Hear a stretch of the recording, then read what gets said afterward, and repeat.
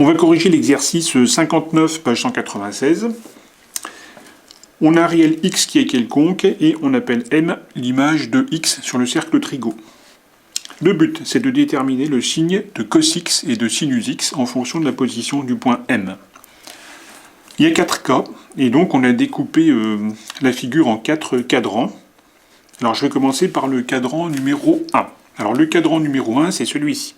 On suppose que le point M se trouve sur cette partie-là du cercle. Par exemple ici. Donc là on a le point M qui est l'image de x.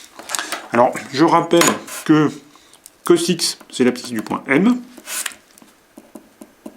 et sinus x c'est son ordonnée.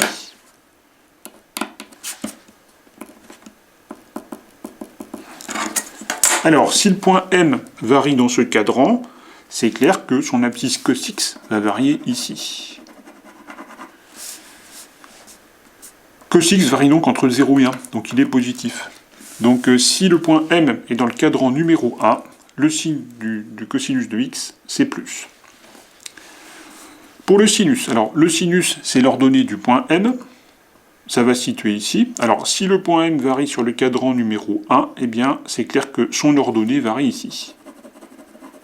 Voilà, et donc l'ordonnée, c'est positif. Donc le sinus est positif. Voilà, donc si le point M se situe sur le cadran 1, le sinus et le cosinus sont tous les deux positifs. Deuxième cas, c'est le cadran numéro 2. Alors le cadran numéro 2, il est ici. On suppose que le point M est quelque part là-dessus, par exemple ici. Donc le point M, c'est l'image de x. On a cos x en abscisse et sinus de x en ordonnée.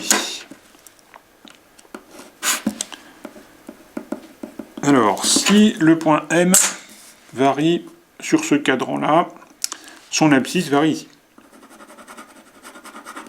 Donc le cosinus x, lui, il est négatif. Hein. Tous ces points-là ont une abscisse négative. Donc on met moins ici. Si le point M varie dans ce cadran-là, l'ordonnée du point M va varier ici. Et donc c'est positif, on est au-dessus de 0. Donc là on a un plus. Troisième cas, donc le cadran numéro 3 qui est ici. Donc on suppose que le point M est dessus. Par exemple ici, donc là c'est le point M, image de x. En abscisse, on a cos x. Et en ordonnée, on a sinus de x. Si le point M varie ici, son abscisse va varier ici. Et donc, ça sera négatif. On est à gauche de 0. Donc là, on met un signe moins.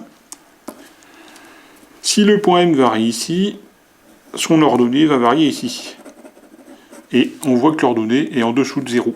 Elle est négative, donc ici on met un signe moins.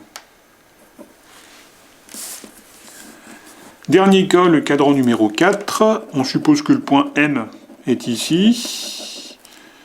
Je vais le dessiner ici par exemple. En abscisse, j'ai cos x. Et en ordonnée, j'ai sinus de x.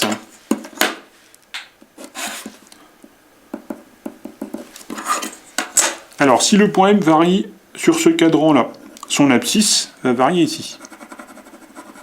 On est à droite de 0, donc le cosinus x est positif.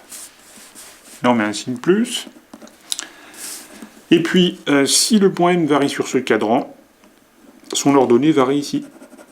On voit qu'on est en dessous de 0, ici. Donc, sinus x est négatif. Là, on met un signe moins.